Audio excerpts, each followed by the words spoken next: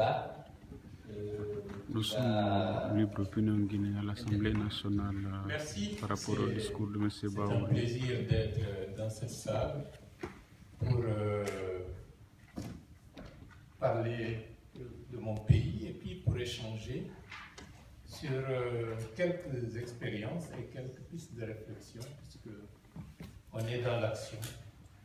J'ai le privilège d'être un exilé politique de M. Alpha Condé depuis 4 ans.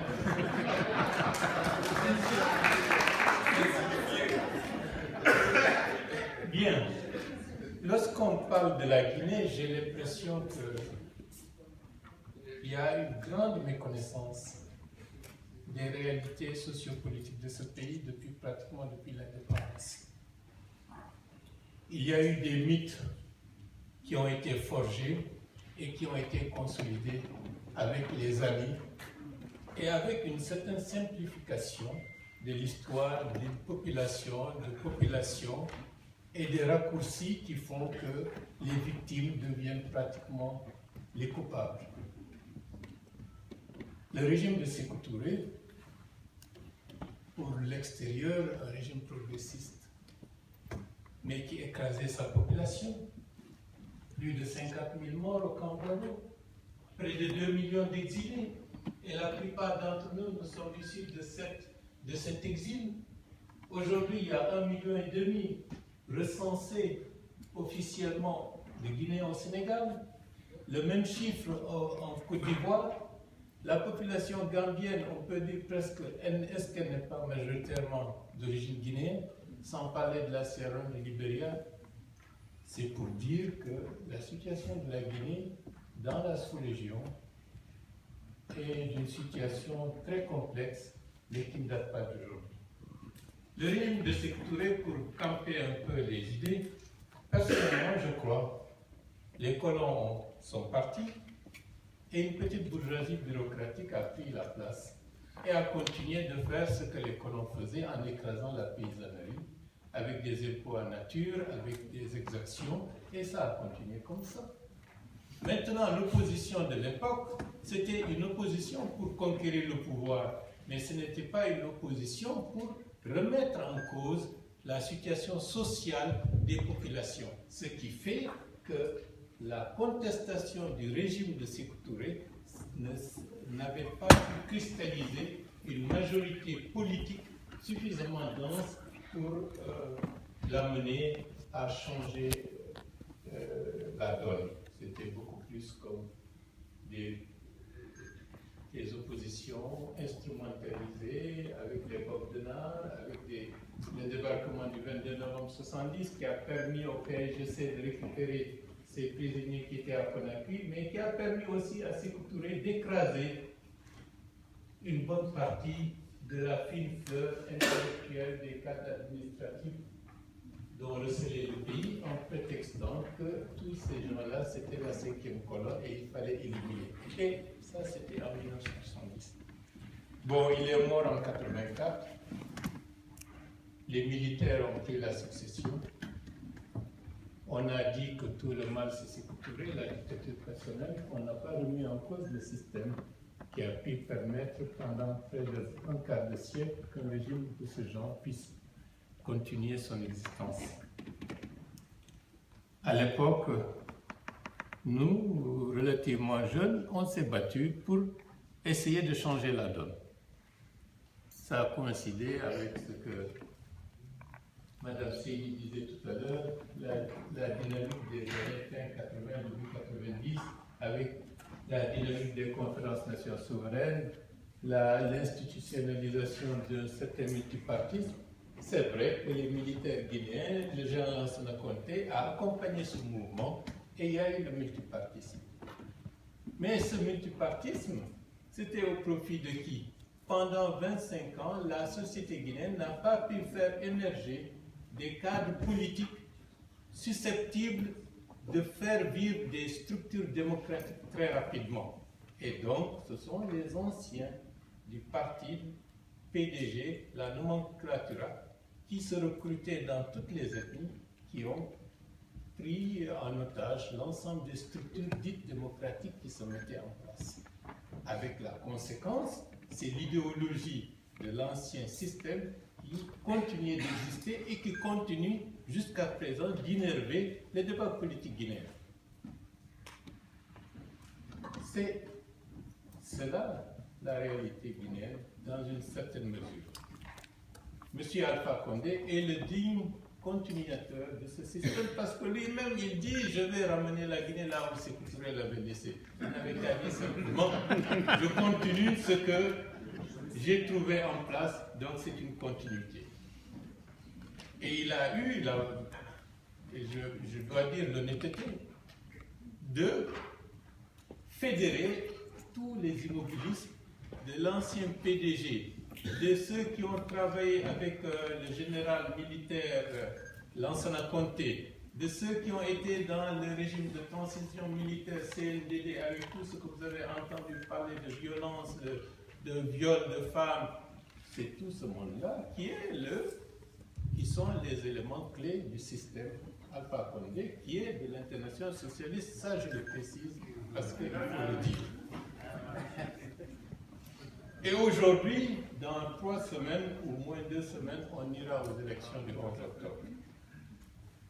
Pour structurer ce que je vais dire, je vais revenir beaucoup plus à la gouvernance de M. Alpha Condé depuis qu'il s'est installé pratiquement le 21 décembre 2010. Quel est le projet politique de M. Alpha Condé? Le projet politique de M. Alpha Condé, ce n'est pas le projet politique de la fin des années 60-70, c'est simplement mettre en place un système qui ressemblerait à celui de M. Sassou Nguesso, parce qu'en parenthèse, M. Sassou Nguesso, c'est le plus grand ami de M. Alpha Condé. Donc, les acquis que nous avions eus par le passé, avec une CENI, Commission électorale nationale indépendante, pour réguler le système électoral, ils ont procédé à un coup d'État institutionnel dès le mois d'avril 2011, où ils ont remis en cause tout le système et ils se sont dit l'ancien fichier n'était pas bon puisque SAGEM c'est une officine de la police française, nous sommes des nationalistes, il faut qu'on ait un système qui puisse permettre de recenser tout le monde. Ils ont pris Weimar qui était au point de vue des Nations Unies, disqualifiés pour organiser des recensements électoraux, puisqu'ils avaient vu le travail que cette structure sud-africaine avait fait au Mozambique. Donc, les acquis, SAGEM, le fichier qui officiellement lui a permis de prendre le pouvoir, entre guillemets, démocratiquement, n'était pas bon, il faut refaire un autre fichier. La CENI, qui lui avait permis d'avoir le pouvoir, non, elle n'est pas bonne, elle est infiltrée par des éléments de l'opposition, etc. Donc tout cela a été remis en cause. Les structures de l'État, non, il faut tout revoir, puisque comme aux États-Unis, lorsqu'un président arrive, il change toute l'administration fédérale entre républicains et démocrates. Donc il est libre de changer toute l'administration guinéenne en mettant des éléments du RPG. Mais qu'est-ce que cela veut dire en mettant des éléments du RPG? C'est une ethnicisation en outrance de l'appareil d'État au profit de ceux qui se recrutent de son parti. Donc c'est institutionnaliser une forme de discrimination que l'apartheid n'aurait pas, dans une certaine mesure, à remettre en cause. Donc l'État guinéen est de ce point de vue ethnicisé à outrance, avec les injustices que cela crée et les frustrations qui s'accumulent au niveau des autres communautés qui sont complètement exclues. C'est valable au niveau de l'administration, c'est valable au niveau des forces armées. Donc, ceci dit, la gouvernance sur le plan économique, si elle était pour créer de nouvelles richesses, on aurait dit, d'accord, il n'y a pas de problème, mais il faut éradiquer les groupes dominants sur le plan économique pour pour mettre en place un autre groupe dominant qui lui serait totalement lié, notamment ses amis. Et par ce biais-là, il passe par des Chinois et des Libano-Syriens comme intermédiaires en attendant de pouvoir secréter au niveau de son groupe des éléments pour tenir le commerce en affaiblissant tous les anciens commerçants qu'il avait trouvés en place. Qu'est-ce que cela veut dire? Cela veut dire tout simplement que c'est une guerre qui se fait sans pour autant être violente, mais c'est une guerre de fait qui est en cours. Les élections auront lieu le 11 octobre, dans 2 semaines. Le fichier a été complètement falsifié. Ce n'est pas un fichier électoral où on a recensé des mineurs en Haute-Guinée. Ce n'est pas moi qui le dis, ce sont des gens qui l'ont vu, ce sont des rapports d'experts qui l'ont certifié, comme quoi des enfants mineurs, près de 600 à 700 000 d'enfants mineurs ont été recensés et incorporés dans le fichier. Une CENI qu'on dit indépendante constitutionnellement, mais qui est en réalité entre les mains de ses amis, dit niet, on ne touche pratiquement pas à ça. Donc, on s'achemine vers une situation de blocage. Et l'opposition dans tout ça? L'opposition dans tout ça, malheureusement, elle est issue de l'ancien système aussi. Elle ne remet pas en cause les fondamentaux de la gestion et de la gouvernance d'Alpha Condé. Elle agit de manière superficielle. On parle toujours des élections, des élections, des élections, des dialogues. Aujourd'hui, on se retrouve, communauté internationale appelle au dialogue, on se retrouve, des papiers sont signés, mais sans lendemain. Et on recommence. On appelle des gens à descendre dans la rue, il y a des personnes tuées, on les enterre et le surlendemain, ça ne nous gêne pas de se retrouver encore, de dire on avalise ce qu'on avait contesté hier et pour lesquels des gens sont morts. Ça, c'est le symbole aussi d'une opposition pour ne pas avoir une vision manichéenne. Le pouvoir a toujours tort et c'est l'opposition.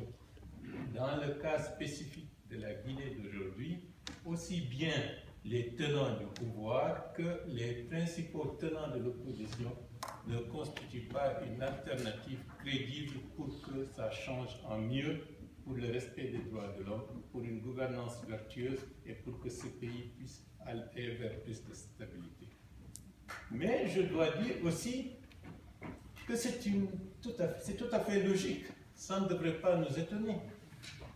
Les élites qui ont été moulées dans le système du PDG de Sékou Touré, qui ont évolué, acquis de l'expérience dans le système du général Lansana Conté PUP, c'est difficile de leur dire il faut vous extraire de vous-même, de vos expériences, de tout ce que vous avez connu par le passé, de la culture du parti-État qui est fondamentalement ancrée dans votre mental pour avoir une vision de la démocratie haute.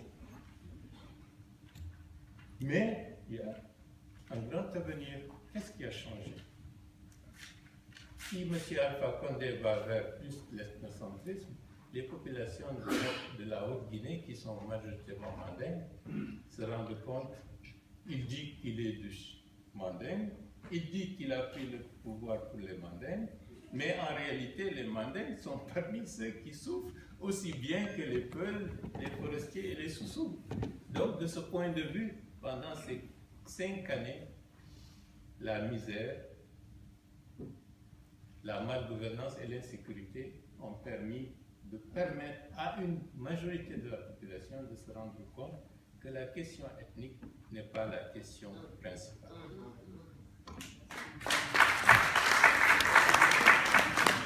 Maintenant, seul Dieu sait ce qui se passera après le 11 octobre. On souhaite que ça aille pour le mieux. Je vais donner de par mon expérience pour 6 mois de ministre de la Réconciliation nationale, à la fin du gouvernement du régime du général Lansana Conté. C'était un gouvernement de tous les partis politiques, y compris opposition, dans une période de transition avec une Vous êtes en direct sur les antennes de libreopinion.com et du Libre la société TV. civile a un grand rôle. Nous sommes à l'Assemblée nationale française. C'est vendredi à la société 25 civile septembre formalisée. 2015. Il y a des sociétés civiles Vous êtes en traditionnelles direct avec qui Baoui, le jouent premier un vice-président de très grand rôle. l'FDG. Et pour rompre la chaîne du divorce entre l'État et la société civile qui regroupe l'écrasante majorité de la population, il faut de nouveaux mécanismes, il faut de nouveaux acteurs. On avait essayé, bon, mais l'expérience n'a pas pu continuer. Je n'insiste pas, je donne simplement des pistes. En ce qui concerne les institutions fortes, le ministre garde des Sceaux du Congo-Brazzaville a évoqué la question de la Cour suprême. Je crois, c'est pas parce que il y a une volonté politique forte peut faire avancer un pays de manière formidable. Mais ce sont des cas rares. Les Nelson Mandela, c'est peut-être 1 ou 2 par siècle. Et même peut-être le prochain Nelson Mandela risque de ne pas être africain. Mais c'est pour dire qu'il faut des mécanismes qui obligent les pouvoirs en place à marcher selon un cadre précis. Il faut avoir du pragmatisme. La question de l'ivoirité et de la guerre civile en Côte d'Ivoire, la Cour suprême a joué un grand rôle. La question de la crise en 2010 post-électorale, la Cour suprême a joué un grand rôle. Je ne parle pas des autres pays que vous connaissez si bien. Il faut envisager sur le plan régional des cours suprêmes supranationales pour prendre en charge la gestion de certains dossiers comme les processus électoraux. De la même manière qu'on a une gouvernance économique avec l'UMOA pour la zone CFA, pour les questions judiciaires d'une certaine complicité et qui jouent un rôle fondamental, une vision supranationale obligerait tous les dirigeants à fonctionner selon des normes. Je pense que c'est une piste qu'il faut explorer. Par rapport au fichier électoral, et dans l'ensemble, il ne faut pas laisser chaque État faire son fichier, éliminer certains, prendre d'autres, dire qu'on a une majorité démographique. Il faut aller avec une Cour suprême supranationale, avec une certaine forme de normalisation de la constitution du fichier électoral et puis de simplification. En fin de compte, pour conclure, je suis profondément optimiste. Contrairement à ce qu'on peut penser, je suis profondément optimiste. Une nouvelle génération est en train de prendre les choses en main. Si l'exemple du Burundi nous avait tétanisé, les événements du Burkina Faso ont permis de faire basculer les choses dans la bonne direction. La génération de ceux qui ont vu le contrat souverain, qui avaient 25 ans, 26 ans, 30 ans, arrive pratiquement à maturité aujourd'hui et le processus politique doit continuer sans pour autant que les gens voient que rien n'est possible. Et une dernière chose, les crises que nous connaissons, il faut aller au-delà des questions ethniques parce que ce n'est qu'un paravent, c'est des crises de l'État et pour que face à un autre stade, il faut en finir avec les États prédateurs néopatrimoniaux pour envisager un système politique beaucoup plus large, beaucoup plus ouvert, qui permettrait, disons, d'avoir une meilleure gouvernance en ce qui concerne la gestion et politique et économique de notre pays. Je vous remercie. C'était à l'instant même M. Baouri, vice-président de l'FDG, sur les antennes de libreopinionguinée.com, en direct de l'Assemblée nationale française. Effectivement, mais comme j'ai été débordé par la question